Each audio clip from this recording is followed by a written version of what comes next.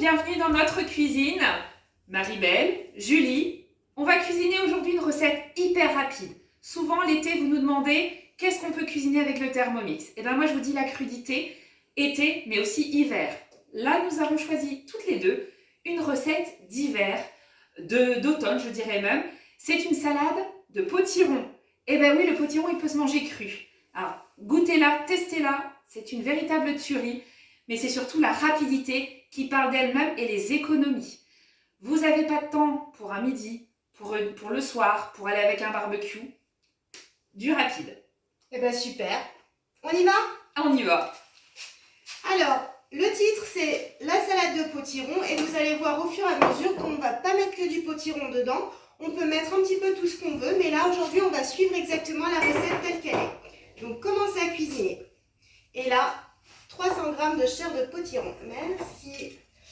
Alors, bien évidemment, on peut en mettre un petit peu plus. Là, on a mis un petit potiron, 446 g. Mais dis-moi, c'est un peu long à éplucher le potiron, non? Eh bien justement, regarde, on a triché. On peut mettre directement en fait avec la peau. Voilà. On va pouvoir aussi le faire la même chose pour une certaine partie des cucurbitacées, c'est-à-dire entre autres la courgette, mais aussi le butternut. Et dans les potages, c'est pareil, inutile de les éplucher. Alors, on continue. 100 g de carottes coupées en morceaux. Donc en gros, c'est une belle carotte qu'on a coupée en 4-5. On vous rappelle, pas trop petit, sinon vous faites le travail du Thermomix. C'est là où vous allez gagner un maximum de temps, c'est couper des morceaux assez grossiers. Alors 150 g de radis. Donc radis rose, c'est pareil, on a juste enlevé les fans et on met directement les radis entiers. Les fans qui vont servir à faire un potage, pas de perte. Et en plus c'est délicieux.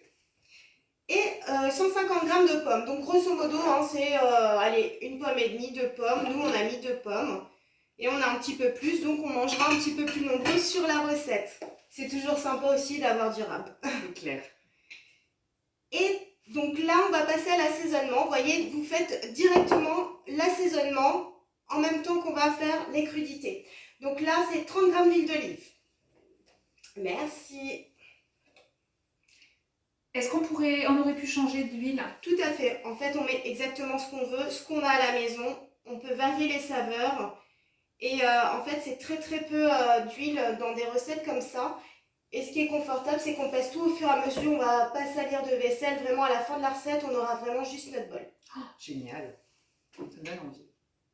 15 g de jus de citron. Donc c'est pareil, tout se remplace. Hein. Là, c'est du jus de citron.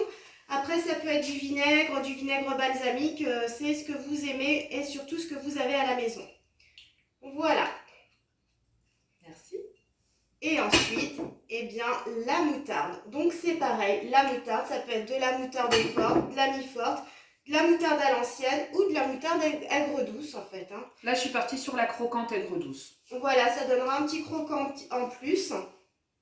Et c'est pareil, après, il y a des ingrédients comme ça qu'on peut supprimer si on n'a pas de moutarde. Allez hop, on continue la recette.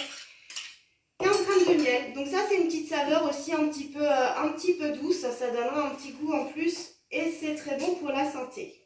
Mais si vous partez sur du miel de sarrasin, du miel de châtaignier, ça va changer toute la donne de votre recette. Voilà, 15 g, c'est vraiment 2 petites cuillerées à café. Donc, du sel. Donc, merci. Alors, une demi-cuillère à café de sel, voilà. Ensuite, j'imagine que ça va être le poivre. Voilà. Pareil. 2-3 petits tours de moulin de poivre. Et voilà, on referme le tout et on va passer aux choses sérieuses. Waouh.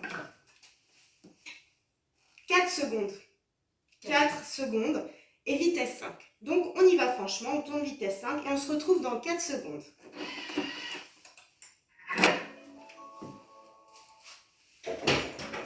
Voilà, hein, c'est très rapide, hein, le temps de manger le sel, le poivre. Et là, on va transvaser dans le saladier et on rectifie l'assaisonnement si nécessaire, donc c'est-à-dire qu'il va falloir goûter.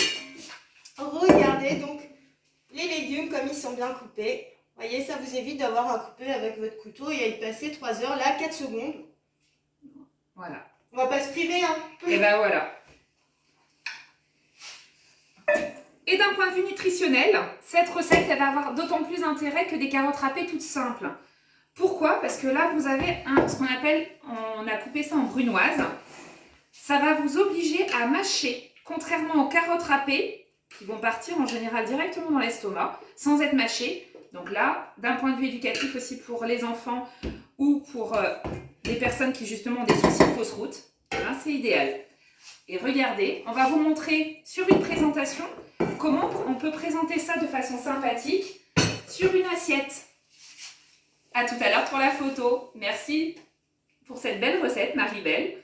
Donc pour résumer, Julie, cette recette, elle est rapide, Ouais, diététique, ouais, plein de vitamines, ouais. économique. Je sais pas, on n'a pas calculé. Alors, on a 300 g de potiron, 300-500 g de potiron, 150 g, donc une carotte, 150 g de pommes, 150 g de radis. Si on fait une moyenne à 2 € le kilo, je pense qu'on est à moins de 2 € sur la recette. D'accord. Donc on va confirmer. On a mis 10 minutes pour faire la recette. À peu près 1,80 € la recette. Et bah écoute, moi je trouve que c'est plutôt sympa. Et si on a envie d'apporter une petite touche de créativité, on peut rajouter nos graines de chia directement, nos graines de potiron à l'intérieur, les graines séchées, des graines qui vont apporter aussi des nutriments intéressants dans votre cuisine.